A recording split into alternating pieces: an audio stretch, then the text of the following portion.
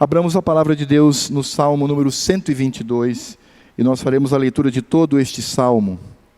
Salmo 122, e nós faremos a leitura de todo este Salmo.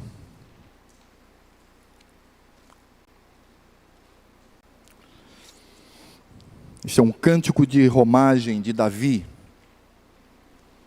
Vai do verso 1 ao verso 9. Salmo número 122, diz assim: Cântico de romagem de Davi. Alegrei-me quando me disseram, vamos à casa do Senhor. Pararam os nossos pés junto às tuas portas, ó Jerusalém. Jerusalém que estás construída como cidade compacta, para onde sobem as tribos do Senhor, como convém a Israel, para renderem graças ao nome do Senhor. Lá estão os tronos de justiça, os tronos da casa de Davi. Orai pela paz de Jerusalém, sejam prósperos os que te temam. Reine paz dentro de teus muros e prosperidade nos teus palácios. Por amor dos meus irmãos e amigos, eu peço, haja paz em ti. Por amor da casa do Senhor, nosso Deus, buscarei o teu bem. Irmãos, antes de começar a exposição desse texto, eu gostaria de trazer aqui uma estatística muito triste. A partir do momento em que a internet foi dado acesso a esse meio de comunicação, infelizmente se criou dentro da igreja de Deus os desigrejados. São aqueles crentes que não querem mais estar na igreja, não querem mais estar nos cultos, e eles se sentem satisfeitos em assistir pela tela do seu computador, pela tela da sua televisão, um culto que acontece de forma muito distante dali. Antes da pandemia, nós tínhamos uma estatística já bastante alarmante, onde de cada 3 pessoas que se dizem crentes, uma se recusava a ir para o culto e permanecia em casa. Com a pandemia, esta cifra aumentou também de maneira assustadora. Hoje, cerca de 55% dos crentes se recusam a ir para a igreja e preferem permanecer em casa, assistindo pela tela do seu computador ou da sua televisão ou do seu celular, um culto que acontece distante dali. É claro que neste momento de pandemia, existe sim todo um cuidado. Pessoas que possuem comorbidade séria, seríssima, elas de fato devem permanecer em casa. Mas são pessoas que permanecem em casa e não vão ao supermercado. Elas permanecem em casa, mas não vão à padaria. Permanecem em casa, mas não vão ao shopping. Permanecem em casa e não saem para lugares públicos. Porém, infelizmente, nós encontramos pessoas que se dizem crentes, que vão a todos estes lugares, mas à igreja eu prefiro não ir. Por que isto? Por que este sentimento? Como Satanás pôde colocar na mente de tantos algo que é blasfêmia diante do Senhor? Onde as pessoas elas não entendem o significado do culto. E este é o problema. Eu creio que nós temos 2 tipos de crentes hoje, no mundo. Existem aqueles que não conhecem a doutrina do culto, não sabem o que a Escritura Sagrada diz, desconhecem completamente o princípio regulador das Escrituras Sagradas e se recusam a aprender, e tratam o culto como uma reuniãozinha com os irmãos. Então, se eu não estou cansado, se eu não tenho um compromisso em passear, ir ao cinema, caçar, pescar, me divertir, aí eu vou. Eu vou, assisto, se a mensagem for boa vai ser legal, se ela não for boa eu vou sair falando. Existe esse tipo de pessoa que se diz crente. Mas existe também um segundo tipo, que eu considero também ruim.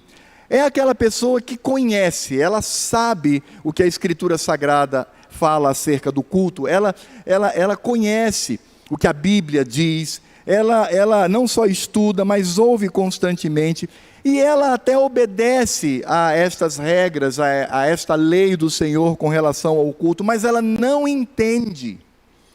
Ela não entende o que está acontecendo ali no momento de culto.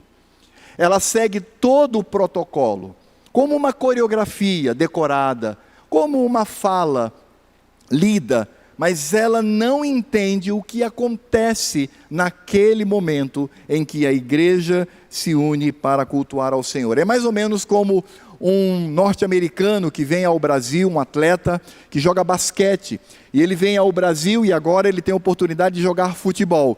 Então ele aprende todas as regras do futebol. Ele sabe que tem que usar apenas o pé, tem um juiz, há outros jogadores, e tem ali uma trave onde ele deve lançar a bola a todo custo. E ele então começa a jogar, mas ele não entende o campeonato, ele não entende a torcida, ele não entende o real objetivo, ele apenas age como um autômato, como um robô, ele apenas segue as regras, mas ele não entende o que de fato está acontecendo ali. E há muita gente, muito crente, que também vive esta condição. Meus amados, quando nós olhamos para o culto, nós percebemos que ele já existe antes do pecado. A Escritura Sagrada nos diz que o Senhor Deus fez o mundo em 6 dias, e no 7º descansou. E Ele ordenou que a sua igreja e os seus filhos assim o fizessem. Antes do pecado, não havia lei mosaica. Antes do pecado, me permitam a redundância, não havia pecado. Antes do pecado, era somente pureza, todos eram puros, cumprindo seus mandatos conforme a vontade do Senhor. Mas ali, Deus instituiu um dia de descanso para que dedicassem a Ele. E é por isto que isto permanece.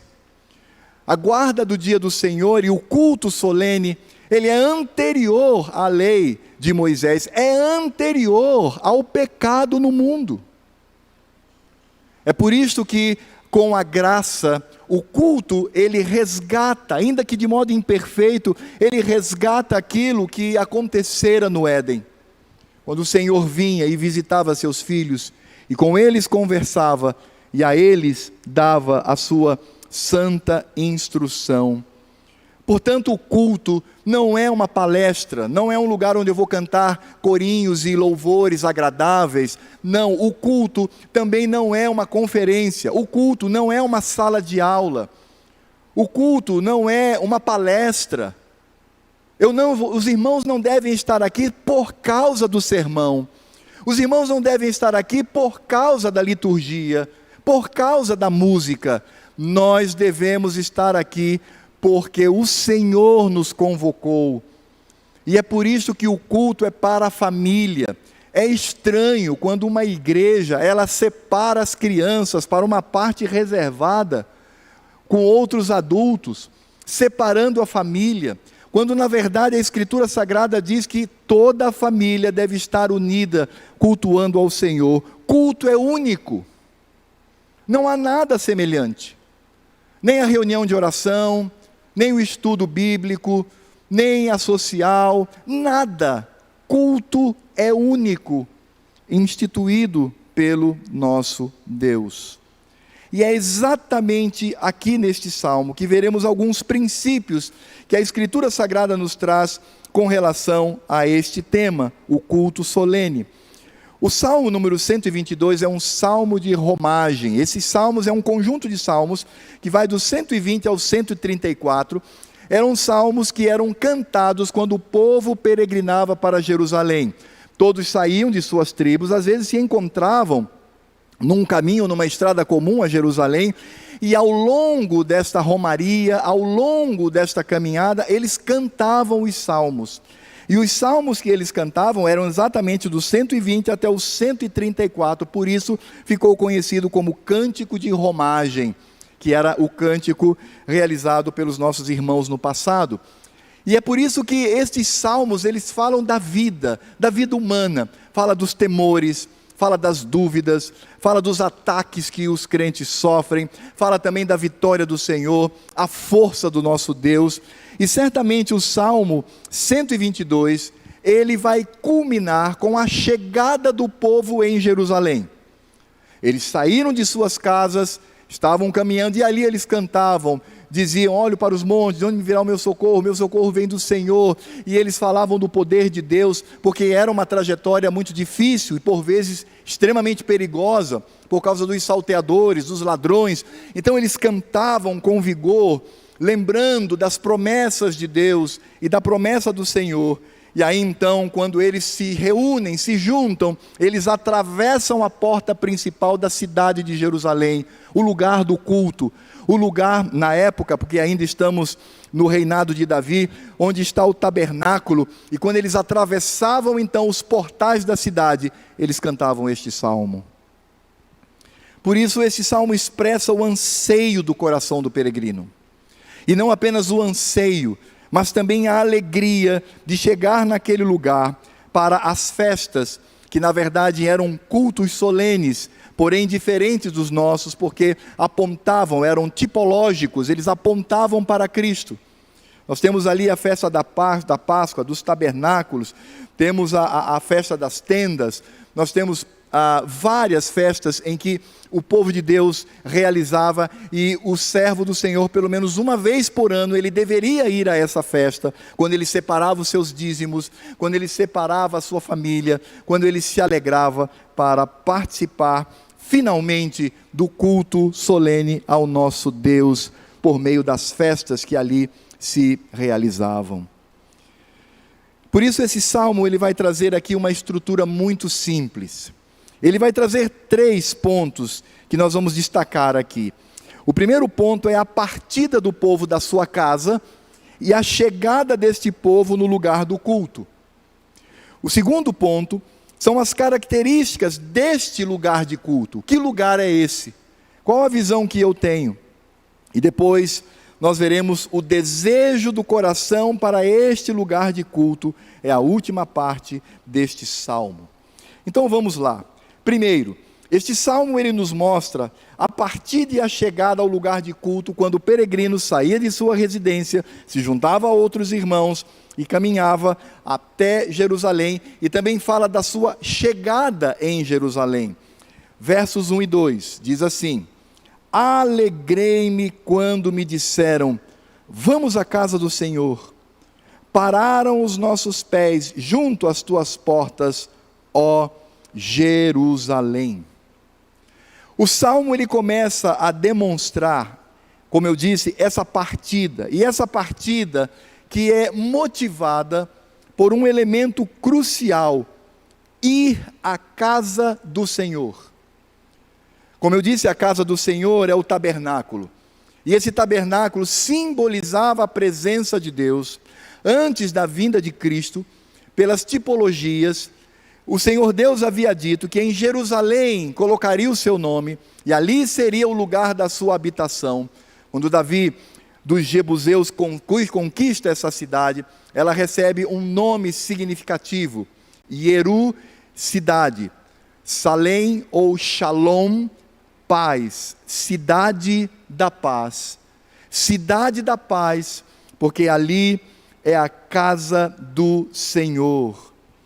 E veja que, ainda que essa peregrinação ela fosse difícil, perigosa, mas a alegria no coração desses crentes superava todo e qualquer obstáculo.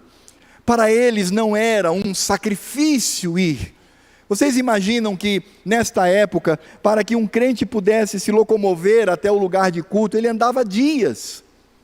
Ele tinha que carregar os seus suprimentos, tinha que cuidar dos seus filhos. Era por vezes caminhos perigosos, mas isso não era motivo para o desânimo, porque o que de fato os motivava não era a trajetória, não era o fato de dizer, puxa vida, eu tenho que ir ao culto, não era isto, mas o fato de que ele estava indo para a casa do Senhor. É como, por exemplo, um filho que é convidado por seus pais para um jantar gostoso, ali em comunhão. E aí então ele sai da sua casa e diz, puxa, agora eu vou comer uma comida saborosa da minha mãe, estarei em comunhão com a minha família, nós vamos nos reunir ali, vamos festejar e nos alegrar. Esta era a motivação, ainda que a peregrinação fosse difícil e perigosa. Por isso, há o discernimento no coração dessas pessoas. Há um discernimento profundo sobre o que os aguarda. Porque os irmãos imaginam, eles estão caminhando pela estrada, e o tempo todo na sua mente eles diziam: estamos nos aproximando do tabernáculo, estamos nos aproximando do lugar do culto, estamos nos aproximando deste momento ímpar na nossa vida, quando estaremos todos juntos na presença do Senhor para cultuá-lo. E aí então, quando eles chegavam em Jerusalém, quando eles olhavam e atravessando, olhavam para os portais daquela cidade, é aí quando eles afirmavam: pararam os nossos pés junto às tuas portas, ó Jerusalém, ó cidade amada, ó cidade querida, chegamos aqui sustentados pelo Senhor. Por isso, isso vai mostrar uma característica que hoje se perdeu, que é o preparo antecipado para o culto solene. Este povo, quando caminhava, claro que em alguns momentos conversavam sobre a vida, conversavam sobre o dia a dia, conversavam amenidades, mas o que de fato preenchia o maior tempo desse povo era o cântico de louvor e adoração ao Senhor. Eles não estavam no culto ainda, eles não estavam no lugar, estavam se aproximando, mas eles preparavam o seu coração, lembrando das promessas de Deus, lembrando da sua fraqueza, lembrando da alegria do Senhor, lembrando que estavam adorando ao Senhor. Isso é um preparo antecipado. A história nos diz que os cristãos do passado, e destacamos aqui os puritanos, não só da Inglaterra, mas da América do Norte, em sábado, embora ainda fosse um dia tranquilo, mas desde o sábado eles já se preparavam para o culto ao Senhor. As orações em casa, feita pelo pastor do lar, já lembrava dizendo que no dia seguinte seria o dia do Senhor, e eles clamavam para que Deus preparasse o seu coração. Infelizmente hoje nós temos pessoas que preparam o seu coração não para o culto, porque ficam na madrugada do domingo, vendo televisão, jogando videogame, acordado fazendo qualquer outra coisa, acelerando o trabalho, porque afinal de contas eu me atrasei. Isto não é preparo. Eu pergunto àquelas pessoas que possuem experiência na área de concurso, eu pergunto para você: o concurso é amanhã, como você reage hoje? Como você se comporta hoje? Você vai ficar até 4 da manhã jogando videogame? Você vai ficar até 1 da manhã vendo filme na internet? Portanto, aqui nós encontramos a necessidade do preparo. Não significa guarda. O sábado, o 7º dia, não significa a guarda desse dia, porque da criação, da obra da criação, nós saltamos, como diz o autor de Hebreus, as obras da redenção. Mas a pergunta é: qual tem sido o meu preparo? E o que é mais triste, irmãos, é que pessoas no domingo, no dia do Senhor, que deveria ser exclusivo para Ele, para as práticas de misericórdia, para as práticas de adoração e para descanso das atividades semanais no dia do Senhor. Pessoas que conhecem a teologia, conhecem a doutrina, mas não se preparam para chegar ao culto. Chegam com o seu coração pesado, cheio de tantos afazeres, e aí então ele cumpre apenas uma obrigação, canta com certo fervor as músicas que ele gosta, canta meio que automático aquelas que não são da sua preferência, ouvem o sermão, ou gostam ou não gostam, e voltam para casa. Isso acontece porque essa pessoa não entendeu ainda o que é o culto solene. Mas em segundo lugar, Não era apenas a partida e a chegada a este lugar de culto, antecipando o preparo do coração e da mente, a alegria, porque você imagina, eles chegavam um dia anterior ao momento da solenidade, ao momento do culto, eles diziam: Jerusalém, chegamos, irmãos, chegamos, estamos aqui, amanhã é dia de cultuar ao nosso Deus. Mas não apenas isso, mas eles também compreendiam as características do lugar do culto. E é importante, antes de expor essa parte que está do verso 3 ao verso 5, nós entendermos que no Velho Testamento, de fato, havia um lugar de culto. Mas como o Senhor Jesus respondeu àquela mulher samaritana, quando ela disse assim: afinal de contas, nós adoramos onde? Em que lugar? Em Jerusalém? Em Samaria? Onde? E aí é quando o Senhor Jesus diz: não é lugar, mas em espírito e em verdade. Portanto, antes de olhar para um lugar específico separado pelo Senhor, nós precisamos entender essa parte do Salmo como o lugar do culto, que é um lugar sagrado. Este lugar, neste momento, é sagrado, é santo, é puro, porque Deus está presente, de maneira muito especial. Eu sei que nós vivemos na presença do Senhor a semana toda. Coram Deo, uma expressão em latim que os puritanos utilizavam. Coram Deo significa na presença do Senhor sempre, sem dúvida nenhuma. Mas aqui é especial. E isto precisamos entender. E é isto que faz deste lugar um lugar especial. Por isto, aqueles peregrinos, eles sabiam que Jerusalém, o lugar do culto, era um lugar seguro e perfeito. No verso 3 eles dizem assim: Jerusalém, que estás construída como cidade compacta. Essa expressão compacta aponta não apenas para os muros de Jerusalém, mas também o seu interior.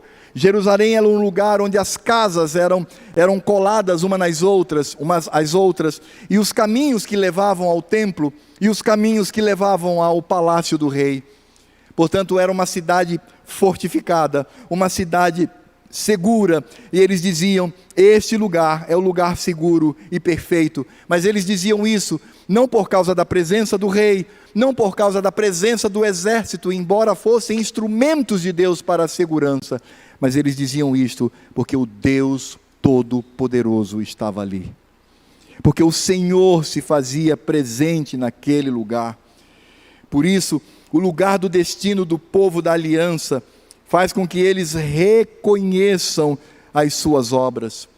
Eles de fato afirmam no verso 4: para onde sobem as tribos do Senhor, como convém a Israel, para renderem graças ao seu nome.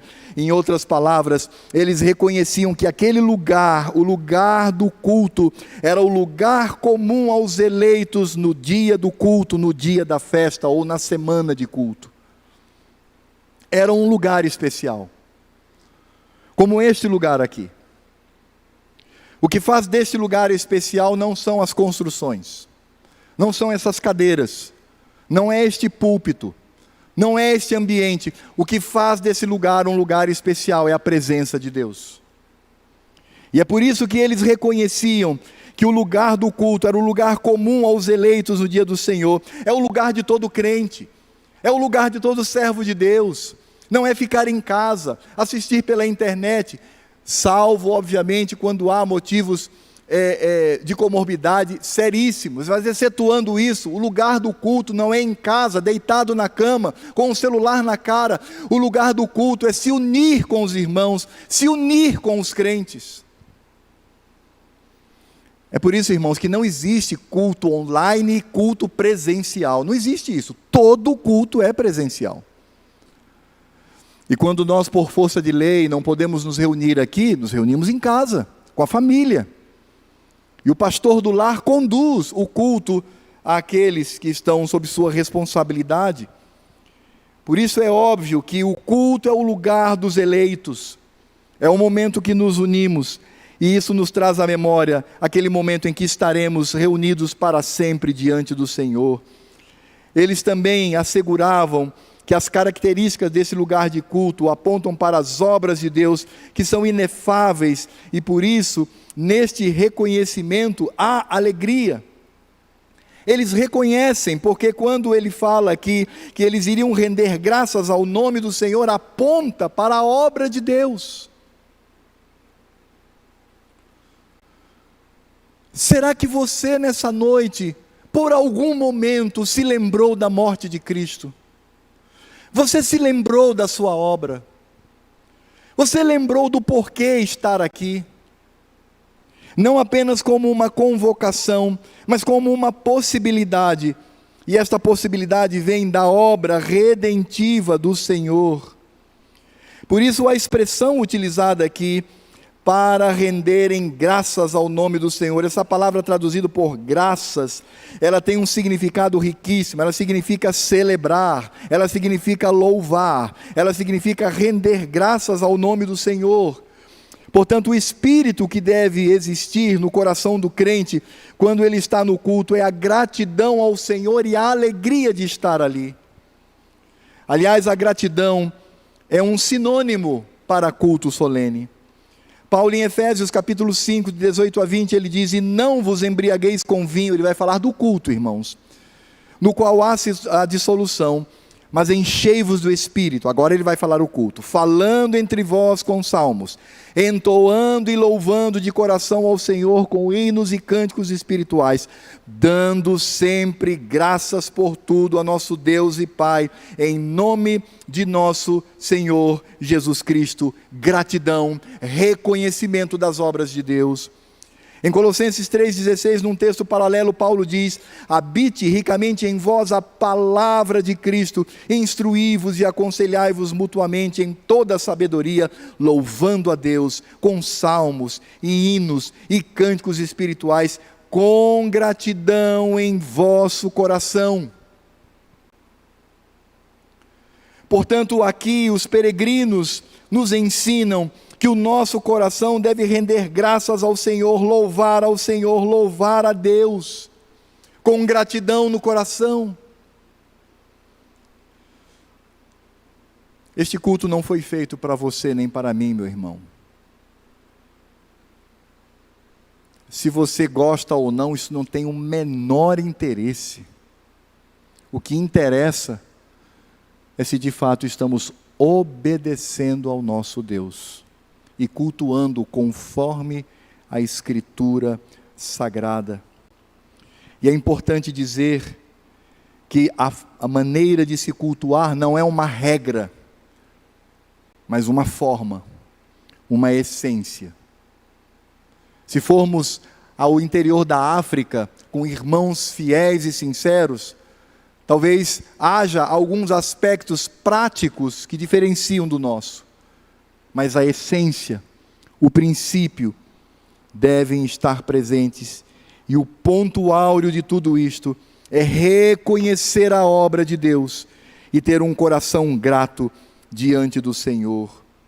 Mas eles também, ao reconhecer o lugar de culto, não apenas como lugar perfeito de proteção e de lugar da habitação do Senhor, não apenas como o destino do povo da aliança, que reconhecem as obras de Deus, mas também é o lugar do poder e da justiça.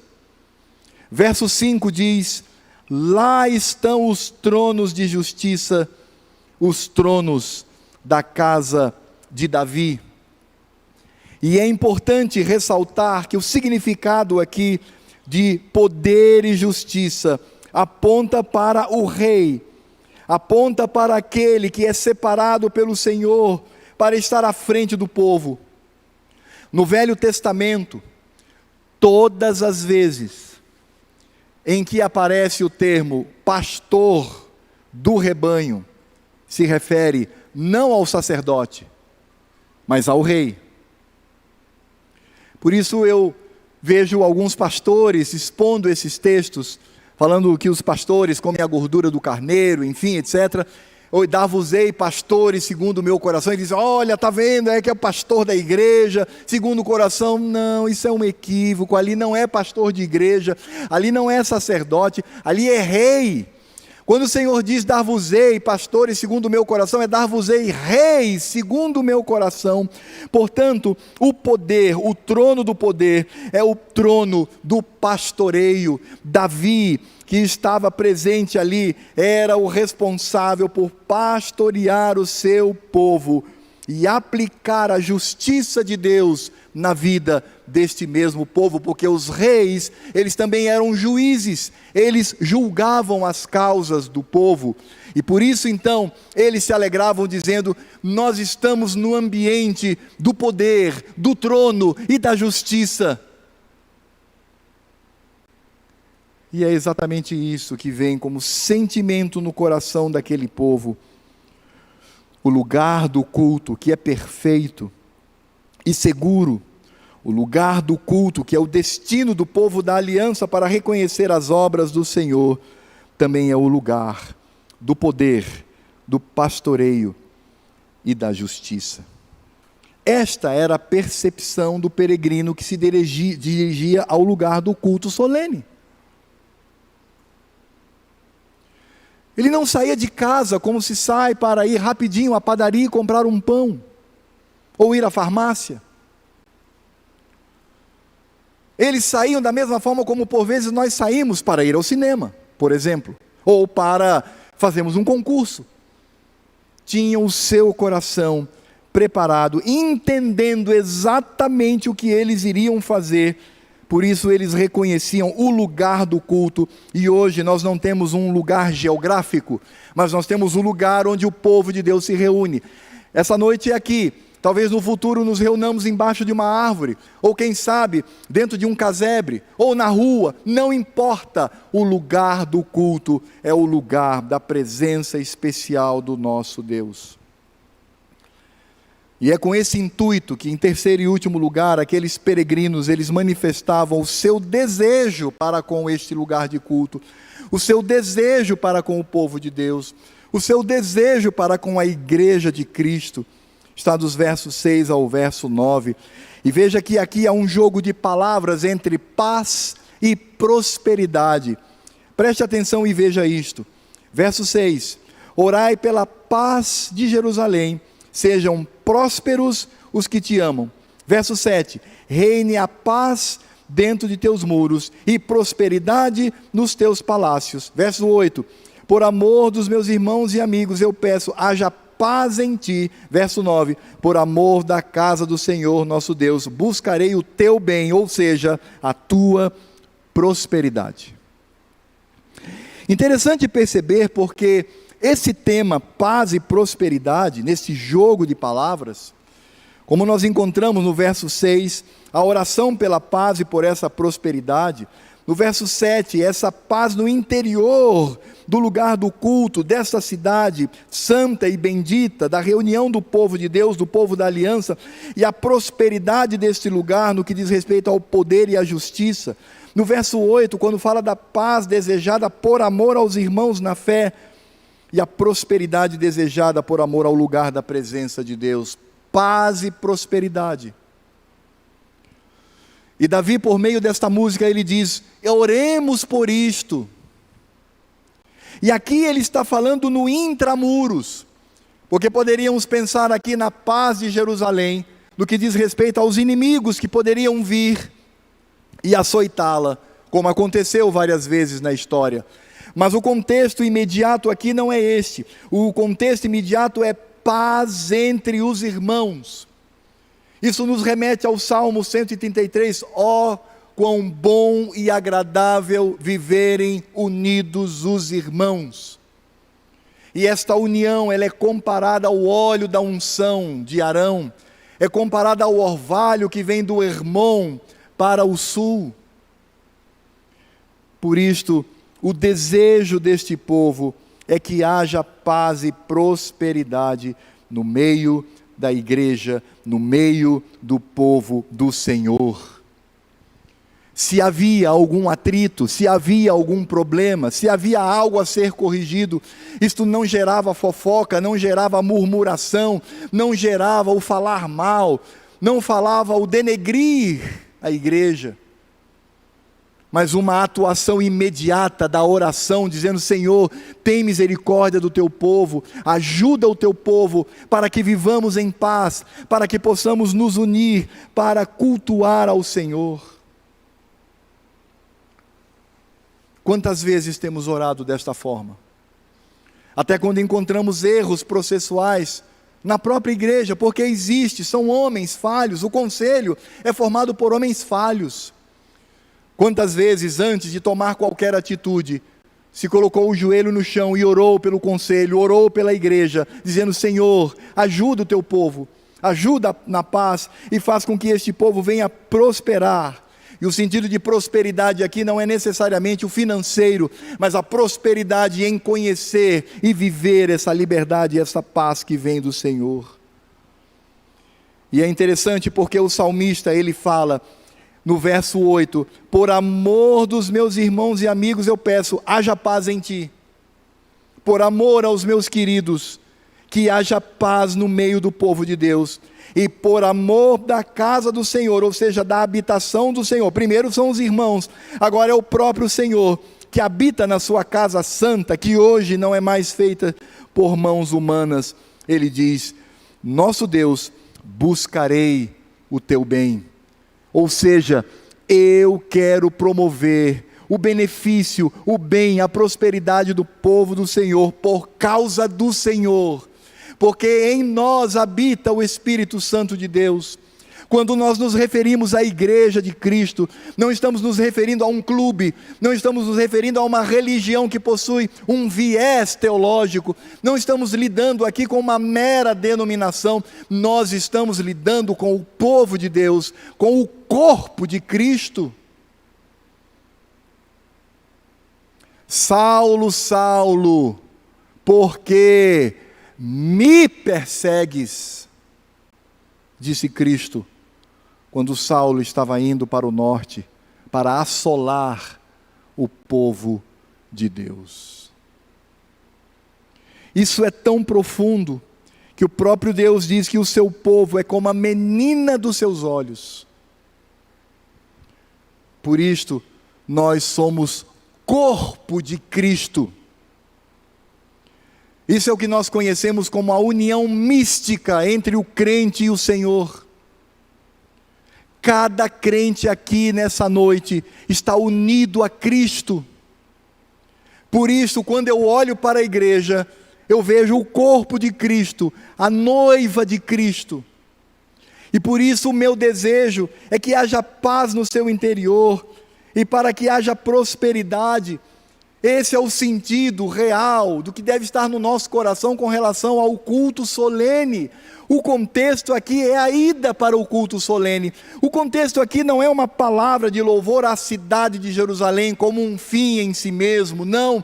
O contexto aqui é Jerusalém, onde está o trono de Davi, onde estão os poderes, onde está a paz, onde está o tabernáculo do Senhor. É o lugar do culto, é o lugar do ajuntamento do povo de Deus. Então o que eu desejo com relação a este lugar, a este momento, a este povo? Por amor aos meus irmãos, que haja paz no nosso meio.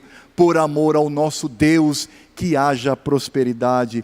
O crescimento na doutrina, o crescimento na comunhão com Deus, o crescimento na oração, o crescimento na santidade, o crescimento na proclamação do Evangelho a todos os lugares deste mundo. Isto é prosperidade. Irmãos, este tem sido o nosso sentimento quando nos dirigimos da nossa casa para nos reunir aqui. De fato, eu preciso entender que tudo isto se resume no fato de que o culto deve ser a nossa maior alegria. Por vezes nós somos tentados. Naquele dia, embora não tenha assistido, mas eu descubro que o meu time de futebol ganhou um campeonato mundial. Aí eu vou para o culto. Aí eu visto a camisa do meu time. Tudo bem. Eu não faria isso, mas tudo bem. Ok. Mas eu vou lá, que eu vou mostrar para meus irmãos que eu sou vascaíno, que eu sou flamenguista, que eu sou santista, que eu sou bareense, e que eu tenho um time, e o meu time ganhou. Ele vai lá com a camisa para mostrar às pessoas. Eu pergunto, qual é o objetivo disto? Não estou falando da forma, estou falando do coração. Porque a maior alegria que devemos ter nesses instantes aqui é Cristo. Qualquer alegria, qualquer brilho, qualquer apontamento, qualquer digressão, qualquer proclamação que não seja Cristo, é pecado e blasfêmia diante do Senhor.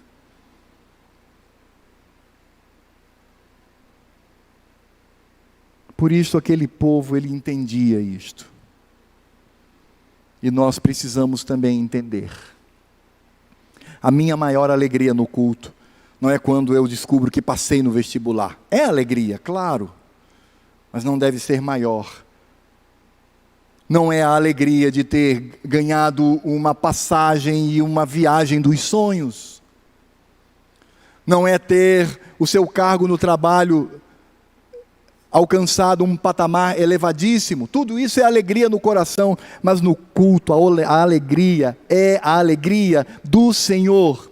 Eu posso até me lembrar destas coisas, mas elas devem estar debaixo da alegria de Cristo em nós. Podemos dizer: Pai, muito obrigado, eu passei no concurso, eu passei no vestibular, ganhei a viagem, porque Tu és maravilhoso, porque Tu és o meu Senhor, e eu estou aqui para render graças ao Teu santo nome.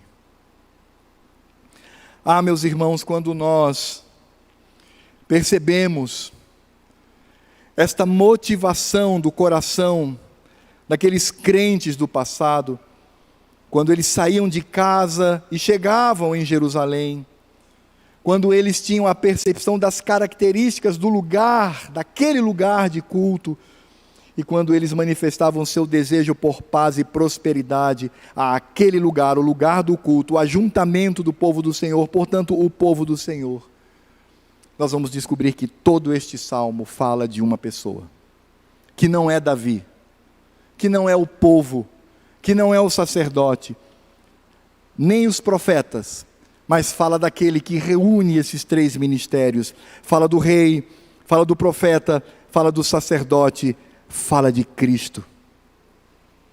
Quando nós olhamos este salmo, nós vamos descobrir que Jerusalém aponta para a igreja de Cristo. Tudo o que nós vemos aqui neste salmo está apontando para nós, que somos igreja do Senhor. Mostra qual deve ser a visão que temos e o nosso desejo para com a igreja de Deus. A tipologia aponta para a noiva de Cristo, para aquela que de fato carrega o seu nome sobre os ombros e que divulga a sua glória, o seu evangelho e o seu poder às nações. Mas quando nós olhamos para o tabernáculo, este não aponta para a igreja, este aponta para Cristo. E em Cristo vem para nós, porque de fato nós somos o tabernáculo de Deus. Nós somos a habitação do Senhor, nós somos o templo, sim, mas isso ocorre porque estamos em Cristo Jesus. Todas as bênçãos que nós temos, bênçãos concedidas aos eleitos de Deus, ocorrem porque estamos em Cristo Jesus. Cristo é o tabernáculo. Isso é tão forte que João, no seu evangelho, no capítulo 1, ele fala isso. Ele diz que o Verbo se fez carne e habitou entre nós, cheio de graça e de verdade, e vimos a sua glória, como a glória do unigênito do Pai. A palavra habitou entre nós ali é literalmente, armou o seu tabernáculo neste mundo. E é por isso que ao olharmos para Jerusalém, para o lugar de culto, para o lugar da presença, da casa de Deus, vamos perceber que a justiça e a paz estão totalmente ligadas a Cristo. Totalmente, paz e prosperidade somente em Cristo. Em Lucas 19, de 41 a 44, diz o Evangelho, falando do Senhor Jesus, quando ia chegando, vendo a cidade, é Cristo chorou e dizia: ah, se conheceras por ti mesmo, ainda hoje, o que é devido à paz. Isso é Cristo falando com lágrimas. Mas isto está agora oculto aos teus olhos, pois sobre ti virão dias em que os teus inimigos te cercarão de trincheiras, e por todos os lados te apertarão o cerco, e te arrastarão, e aos teus filhos dentro de ti. Não deixarão em ti pedra sobre pedra, porque não reconheceste a oportunidade da tua visitação. O que Cristo está falando aqui em meio ao choro, em meio às lágrimas, ao olhar, porque o contexto, ele está se aproximando como os peregrinos, e quando ele avista a cidade, ele se senta e ele começa a chorar como uma criança. E ele diz: ah, Jerusalém, você desconhece completamente a paz, você será destruída por causa disto. E o motivo dessa destruição é porque vocês não reconhecem a oportunidade da visitação do Deus poderoso, o Cordeiro de Deus, nesta cidade. É por isso que a paz da igreja, a prosperidade da igreja, está quando Cristo reina efetivamente. Mas há tantos grupos que se dizem crentes, tantos grupos que se dizem igreja, e que expulsaram o Senhor, e no seu lugar colocaram a prosperidade como alvo maior. No seu lugar colocaram o poder do crente, da oração, os milagres. No seu lugar colocaram ídolos e imagens de santos. No seu lugar colocaram tudo aquilo que é blasfêmia contra o Senhor, e a ausência de Cristo faz com que esse ambiente seja um ambiente propício à destruição, seja destruição por alguém de fora, seja destruição por alguém de dentro. Cristo é a nossa paz, Cristo é a nossa prosperidade, Cristo é o Rei e Juiz sobre todos, e sua justiça salva os eleitos. Lá estão os tronos de justiça, os tronos da casa de Davi. O Senhor recebe publicamente a anuência do Pai quanto ao seu ministério de rei, quando ele entra em Jerusalém. E ali ele é recebido como filho de Davi, como aquele que estabelece eternamente o seu trono. A palavra de Deus diz que Deus, Pai do céu, fala a ele, glorificando o seu nome no reinado de Cristo. Da mesma forma como o ministério sacerdotal de Cristo. O ministério sacerdotal de Cristo, assim como o de rei, também foi manifesto publicamente, no momento em que ele se deixa batizar por João Batista.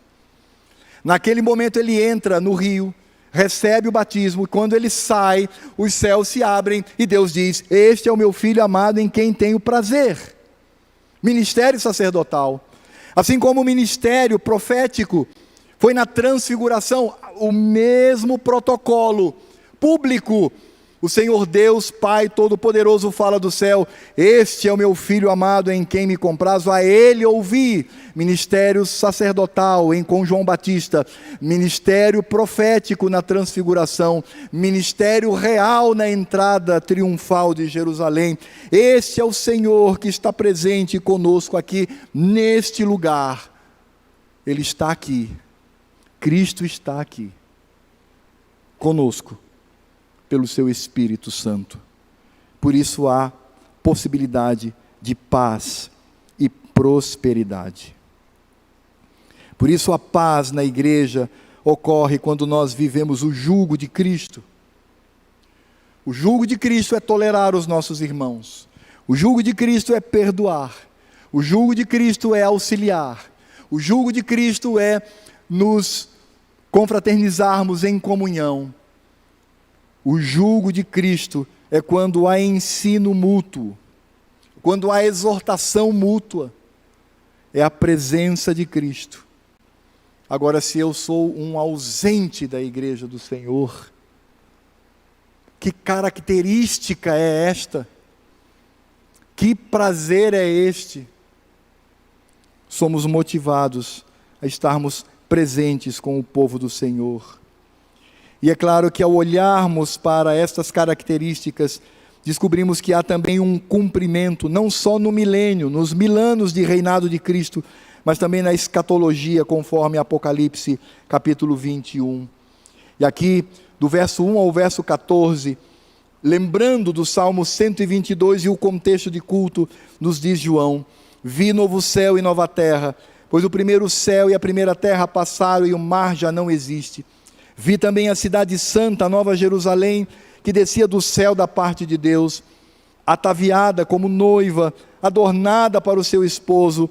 Então ouvi grande voz, vinda do trono, dizendo: eis o tabernáculo de Deus com os homens, Deus habitará com eles, eles serão povos de Deus, e Deus mesmo estará com eles, e lhes enxugará dos olhos toda lágrima, e a morte já não existirá, já não haverá luto, nem pranto, nem dor, porque as primeiras coisas passaram. E aquele que está assentado no trono disse: eis que faço novas todas as coisas. E acrescentou: escreve, porque estas palavras são fiéis e verdadeiras.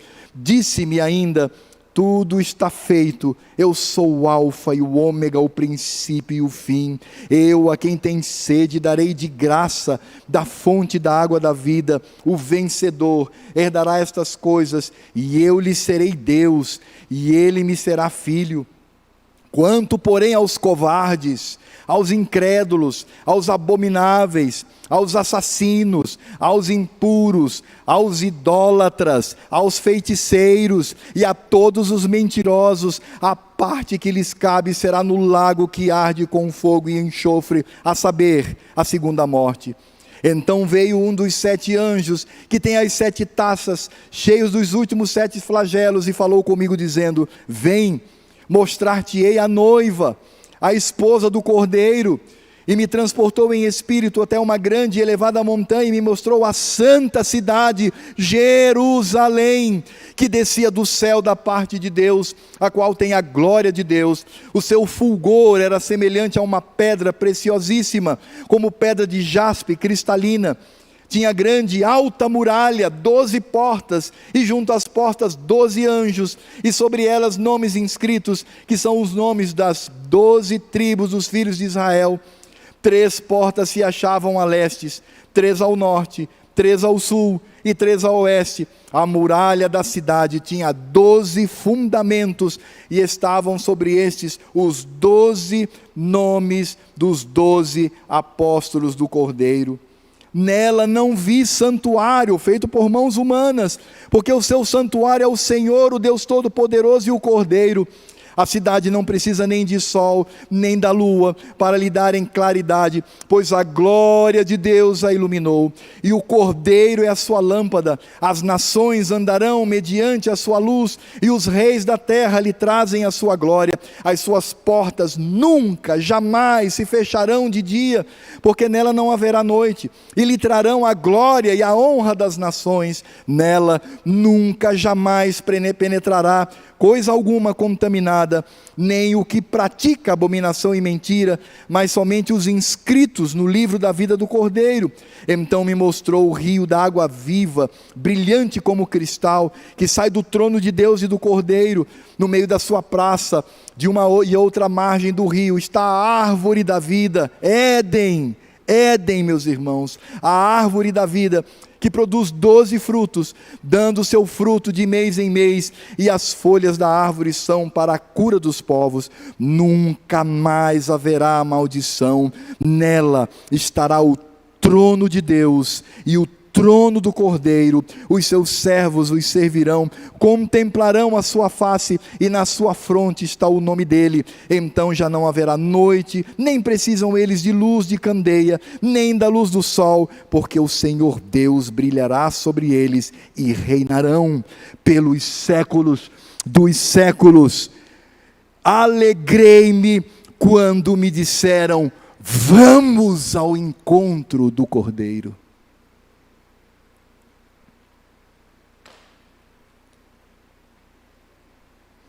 Vamos para o céu. Vamos morar com Cristo por toda a eternidade. Enquanto isso não acontece, enquanto não estivermos na Jerusalém celeste, santa e bendita, na presença do Cordeiro e na presença de Deus Pai, somos convocados a semanalmente nos reunirmos aqui e vivermos, ainda que de maneira imperfeita, o que nos aguarda no futuro. Eu gostaria de trazer aqui algumas aplicações para a nossa vida com respeito ao significado do culto e o que ele nos faz e para onde ele aponta. Porque o culto solene aponta para o passado, o Éden, e para o futuro, vida eterna com Cristo. Quais são as aplicações? Eu gostaria de fazê-las em forma de perguntas. Primeiro, meus irmãos, qual deve ser a nossa maior alegria no dia do Senhor, no culto solene? Sonde o seu coração. Por vezes até os elementos do culto roubam a alegria que deve estar apenas em Cristo. Eu amo aquela igreja por causa das músicas que cantam. Eu amo aquela igreja porque o pregador é. Eu amo aquela igreja porque tudo que acontece possui uma lógica. Qual deve ser a nossa maior alegria no culto realizado no dia do Senhor? A segunda pergunta aplicativa que eu faço nesta noite é: como encaro o lugar sagrado do culto solene? Lembrando que o que torna esse lugar sagrado é a presença do povo de Deus e do seu Espírito. A Escritura Sagrada diz que quando Jacó fugia do seu irmão, depois de toda aquela desgraça que acontecera, ele se deita num lugar qualquer, e ele tem um sonho, e ele sonha com uma tipologia de Cristo, a escada, que aponta para o Filho do Homem. No momento em que ele acorda, ele diz: o Senhor está neste lugar. Ele toma uma pedra, cunha um nome, que é Bet, que significa casa, El, que significa Deus, casa de Deus. Um lugar qualquer, anônimo, sem nenhuma relevância, com a presença do Senhor, se torna Betel. Portanto, como eu encaro o lugar sagrado, santo do culto solene? E este lugar é Betel. Em terceiro lugar, amados irmãos e irmãs, eu tenho orado pela paz e pela prosperidade da minha igreja, bem como das igrejas fiéis do Senhor espalhada pelo mundo, ou eu só encontro lugar no meu coração para murmurar contra ela?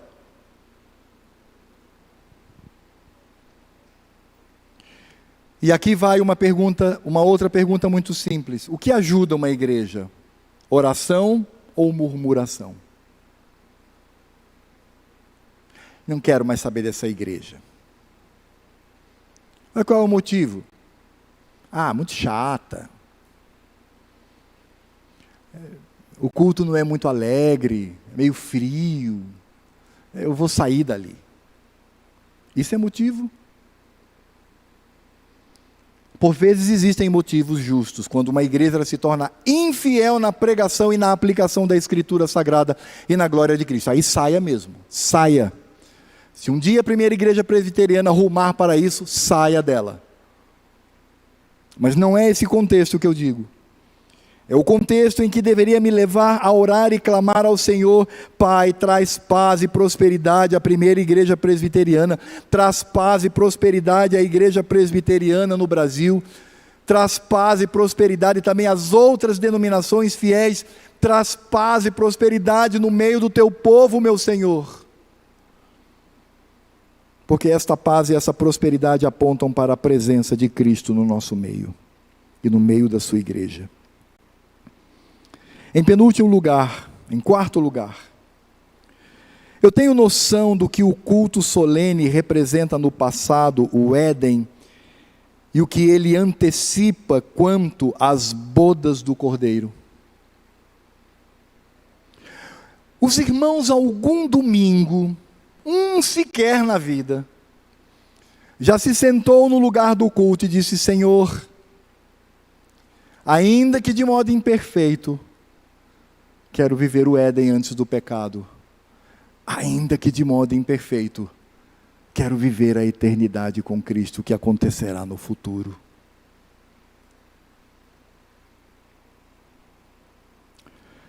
E por fim, em quinto e último lugar, quando eu estou presente no culto, eu estabeleço a centralidade, o brilho maior, a glória de Cristo em todo o culto solene. Quando eu entendo que a liturgia é um diálogo com Ele, quando eu entendo que a exposição fiel da Escritura Sagrada é a voz dEle, me dando as santas instruções, eu tenho isso no meu coração. Amados, nós precisamos crescer mais e mais no reconhecimento do que o culto significa para nós. E isso não deve ficar apenas para nós, mas temos que passar isso aos nossos filhos, temos que passar isso aos nossos netos, temos que passar isso aos nossos irmãos e irmãs queridos. Eu não sou apenas um adorador, mas eu sou um intercessor pelo povo de Deus, e eu sou um promotor da paz e prosperidade na vida destes irmãos. Curve a sua cabeça, vamos ter uma palavra de oração neste momento. Eu convido o presbítero Gabriel para vir à frente e orar ao Senhor.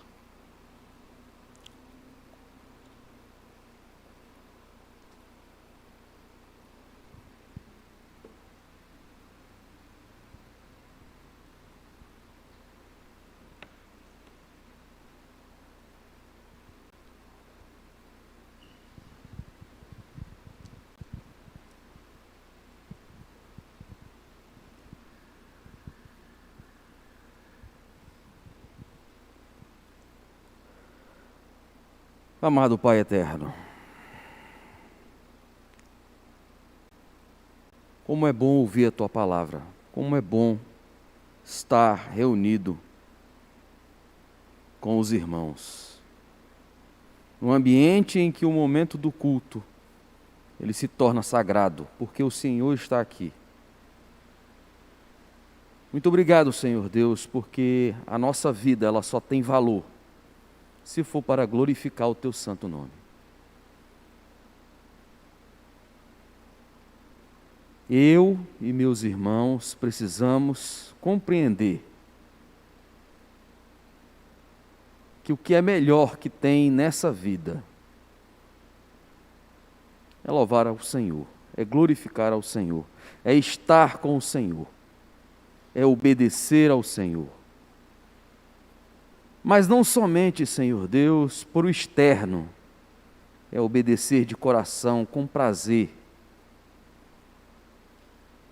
Porque, Senhor Deus, o que fazemos para as pessoas, ela passa. O que fazemos para as pessoas, muitos deles não sabem o que tem no nosso coração, mas o Senhor sabe. Por isso, Senhor Deus, essa palavra, ela vem sim para confrontar cada um de nós. E muitos de nós ficarmos corados de vergonha pelo que nós temos trazido para as nossas casas.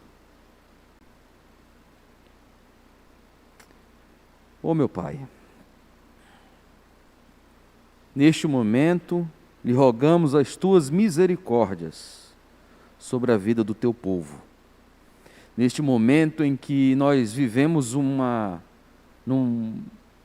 pandemia, uma doença tão difícil, tão letal, e que demonstra, Senhor Deus, quem realmente é do Senhor.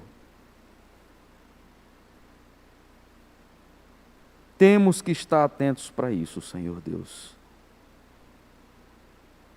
Nós precisamos demonstrar, não somente aqui na igreja, mas por aí afora, quem somos para o Senhor.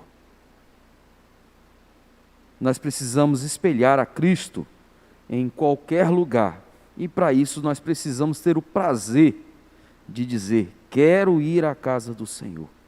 Eu tenho prazer naquele dia, eu tenho prazer naquele momento. Este dia tem que ser o melhor dia da semana, da minha vida. Porque estar com o Senhor, estar alegre por estar aqui, é procurar, Senhor Deus, estar unido ao Senhor, é obedecer ao Senhor. Quantas bênçãos o Senhor tem derramado no meio do teu povo, quantas bênçãos através do teu chamado, quantas coisas maravilhosas o Senhor tem feito no meio do teu povo, e muitos ainda não reconhecem isso. Por isso, meu Pai, nos perdoa pelas falhas que temos, mas coloca em nós, Senhor Deus, o temor e o tremor, reconhecendo que estamos na Tua presença diariamente, e reconhecendo, Senhor Deus, que a maravilha que é estar reunido e ouvindo a Tua palavra em culto, aquilo em que o Senhor nos convoca. Abençoa, Senhor Deus, a nossa semana de vida. Abençoa, Senhor Deus, o nosso andar, o nosso caminhar, o nosso falar. Abençoa, Senhor Deus, o nosso comportamento. E que procuremos, Senhor, nas nossas casas, louvar ao Senhor, glorificar ao Senhor, com tudo que nós podemos fazer. É em nome de Jesus Cristo, este a quem o Senhor nos deu, pagando por algo que nós não poderíamos pagar. Jamais. Muito, muito obrigado, meu Pai, pela Tua palavra de hoje. Em nome de Cristo. Amém. E agora que a graça do Senhor Jesus, o amor de Deus Pai, a comunhão, a consolação e toda a obra do Espírito Santo esteja sobre esse lindo povo aqui presente, reunido, e sobre todo o povo de Deus que se espalha nesta terra, em tribos, cidades, cavernas, em todos os lugares. E até que Cristo venha e nos leve para o sábado eterno, para as bodas do Cordeiro. Maranata, vem, Senhor Jesus. Amém.